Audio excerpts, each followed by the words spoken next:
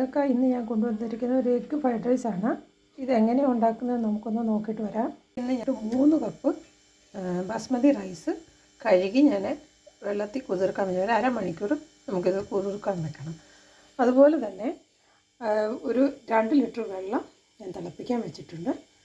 ഇത് തിളച്ച് കഴിഞ്ഞിട്ട് നമുക്ക് ഈ അരി ഊറ്റി അതിലേക്ക് ഇടണം. ഇനി നമുക്ക് അതിലേക്ക് ഒരു 3/4 സ്പൂണ് ഉപ്പിട്ട് കൊടുക്കാം. ഇതിലേക്ക് 2 സ്പൂണ് വെജിറ്റബിൾ ഓയിൽ ഞാൻ ഒഴിച്ച് കൊടുത്തിട്ടുണ്ട്. ഇനി ഇതൊന്ന് തിളക്കട്ടെ. കൂട്ടുകാരെ, നമ്മുടെ വെള്ളം തിളച്ചിട്ടുണ്ട്. ഈ സമയത്ത് നമ്മൾ കുതിർത്ത് വെച്ചിരുന്ന അരമണിക്കൂർ നമ്മൾ കുതിർത്ത് വെച്ചിരുന്ന ഈ ബാസ്മതി റൈസ് അതൊന്ന് ഊറ്റിയെടുത്ത് ഇതിലേക്ക് ഇട്ട് കൊടുക്കാം. ഇത് ജസ്റ്റ് ഒന്ന് വേഗമാവുകയേ ചെയ്യാവുള്ളൂ, ഒത്തിരി വേഗണ്ട. ഇതൊന്ന് ജസ്റ്റ് തിളച്ച് കഴിയുമ്പോൾ, കാരണം കുതിർത്ത് വെച്ചിരുന്നതായിട്ട് പെട്ടെന്ന് വേകും. എന്നിട്ട് നമുക്കിതൊന്ന് വെള്ളം ഊറ്റിക്കളഞ്ഞ് ഇത് തണുക്കാൻ വെക്കണം. കൂട്ടുകാരെ, ഇപ്പം നമ്മുടെ ചോറ് ഒരു 80% വെന്തിട്ടുണ്ട്. ഇപ്പം തന്നെ നമുക്കതങ്ങ് ഊറ്റി മാറ്റാം.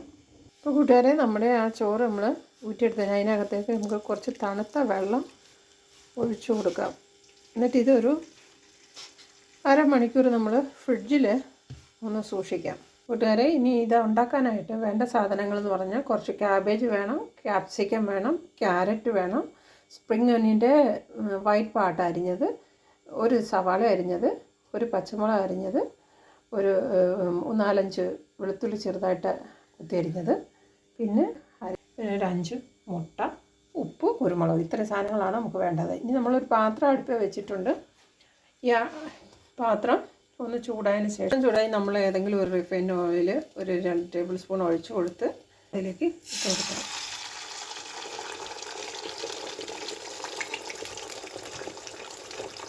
ഇനി ഒരു 1/2 സ്പൂണ് ഉപ്പിട്ട് കൊടുക്കാം.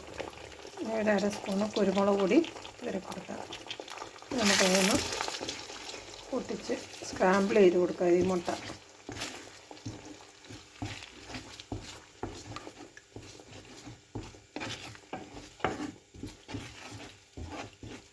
ഇപ്പം നമ്മുടെ മുട്ട റെഡി ആയിട്ടുണ്ട്. ഇനി നമുക്ക് തീ ഓഫ് ചെയ്ത് ഇത് വേറൊരു പാത്രത്തിലേക്ക് മാറ്റി വയ്ക്കാം. ഇനി നമ്മൾ ചൂട് കട്ടിയുള്ള ഒരു പാത്രം വെച്ചിട്ട് അതിനകത്തേക്ക് കുറച്ച് റിഫൈൻ ഓയിൽ ഒഴിച്ച് ഇനി നമുക്കതിലേക്ക് വെളുത്തുള്ളി ചെറുതായിട്ട് നമ്മൾ അരിഞ്ഞ് വെച്ചിരിക്കുന്നത് ഇതിലേക്കിട്ടൊന്ന് ഇതൊന്ന് ചുമന്ന് വരുന്നിടം വരെ ഈ എണ്ണയിലൊന്ന് വഴറ്റിയെടുക്കണം. അപ്പം നമ്മുടെ ഉള്ളിയുടെ ആ പച്ചമണമൊക്കെ മാറിയിട്ടുണ്ട്. ഈ സമയത്ത് നമ്മൾ ഉള്ളിത്തണ്ടിൻ്റെ വെള്ളമില്ലേ, അത് അരിഞ്ഞ് വെച്ചിരിക്കുന്നത് ഇട്ട് കൊടുക്കാം. പിന്നെ ഞാനൊരു പച്ചമുളക് അരിഞ്ഞത് വിടുന്നുണ്ട്. കാരണം ഇത് എനിക്ക് ഇതിൻ്റെ അകത്ത് ചില്ലി സോസ് ഇല്ലാത്തത് കൊണ്ടാണ് ഞാനിത് ഇട്ട് കൊടുക്കുന്നത്. ഇപ്പോഴേ ചില്ലി സോസ് ഇല്ലെങ്കിൽ നമ്മളിപ്പോൾ അത് ഇട്ട് കൊടുക്കാം. ഇതൊന്ന് വഴറ്റാം. സവാള ഇട്ട് കൊടുത്തിട്ട് അതൊന്ന് വഴറ്റാം. ഇനി നമുക്ക് എടുത്ത് വെച്ചിരിക്കുന്ന എല്ലാ വെജിറ്റബിളും അതിലേക്ക് ഒന്നിച്ചിട്ട് ചേർക്കാം. നമ്മൾ വെജിറ്റബിളിന് ആവശ്യമായ ഒരു 1/2 സ്പൂൺ ഉപ്പിട്ട് കൊടുക്കും. ഇനി അതൊന്ന് ഇളക്കി എടുക്കാം. ഈ ജസ്റ്റ് ഈ വെജിറ്റബിളിൻ്റെ ഒന്ന് ആവി തട്ടിക്കഴിയുമ്പോൾ നമുക്ക് ഇതിനകത്തേക്ക് ചോറിട്ട് കൊടുക്കാം. അതിലേക്ക് ചോറിട്ട് കൊടുക്കാം. അപ്പോൾ കൂട്ടുകാരെ, നമ്മൾ ചോറ് നമ്മൾ ഇതിനകത്തേക്ക് ഇട്ട് കൊടുത്തിട്ടുണ്ട്. ഇനി നമുക്കതൊന്ന് മിക്സ് ചെയ്ത് ആ സമയത്ത് തന്നെ നമ്മൾ സ്ക്രാമ്പിൾ ചെയ്തിരിക്കുന്ന എഗ്ഗ് അതിലേക്ക് ഇട്ട് കൊടുക്കാം. പിന്നെ നമുക്ക് ഒരു 2 സ്പൂണ് സോയാ സോസ്, പിന്നെ നമുക്ക് ഈ ചോറിന് ആവശ്യമായ കുരുമുളക് ഇട്ട് കൊടുക്കാം. നമുക്കൊരു 1/4 ടീസ്പൂൺ വിനീഗർ ഒഴിച്ചു കൊടുക്കാം. 1/4 ടീസ്പൂൺ പഞ്ചസാര ഇട്ട് ഇതൊന്നുകൂടെ യോജിപ്പിച്ചെടുക്കാം. നമുക്ക് ഇതിങ്ങനെ അടിയിൽ നിന്ന് മേളോട്ട് ഇളക്കി കൊടുക്കാം. നമുക്ക് ഇതിലേക്ക് സ്പ്രിംഗ് ഒനിയൻ ഇട്ട് കൊടുക്കാം, അതിൻ്റെ ഗ്രീൻ പാർട്ട്.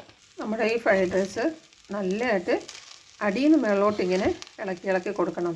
നിങ്ങൾ ഈ തടി സ്പൂണ് കൊണ്ടൊക്കെ ആണെങ്കിൽ ഇത് പൊടിഞ്ഞു പോകത്തില്ല. അല്ലെ സ്റ്റീലിൻ്റെ ആണെങ്കിൽ പെട്ടെന്ന് പൊടിഞ്ഞു പോകും. അതുപോലെ വലിയൊരു പാത്രത്തിൽ, വലിപ്പമുള്ള ഒരു പാത്രത്തിൽ വേണം ഇത് ഉണ്ടാക്കാൻ തന്നെയും. അങ്ങനെ ഏകദേശം നമ്മുടെ ഫ്രൈഡ് റൈസ് റെഡി ആയിട്ടുണ്ട്. നമുക്കിനി അതിൻ്റെ തീ ഓഫ് ചെയ്യാം. അങ്ങനെ കൂട്ടുകാരെ, നമ്മുടെ ടേസ്റ്റിയായ എഗ് ഫ്രൈഡ് റൈസ് റെഡി ആയിട്ടുണ്ട്. എല്ലാവരും ഇതൊന്ന് ട്രൈ ചെയ്ത് നോക്കണം. വളരെ എളുപ്പമാണ്. ഇത് നിങ്ങൾ കഴിച്ചിട്ട് എനിക്ക് ഫീഡ്ബാക്ക് അറിയിക്കണം. നിങ്ങൾ എൻ്റെ ചാനൽ സബ്സ്ക്രൈബ് ചെയ്യുകയും ലൈക്ക് ചെയ്യുകയും കമൻറ്റ് ചെയ്യുകയൊക്കെ ചെയ്യണം. ഇനി അടുത്തൊരു വീഡിയോയുമായി വരുന്നവരെ ബൈ.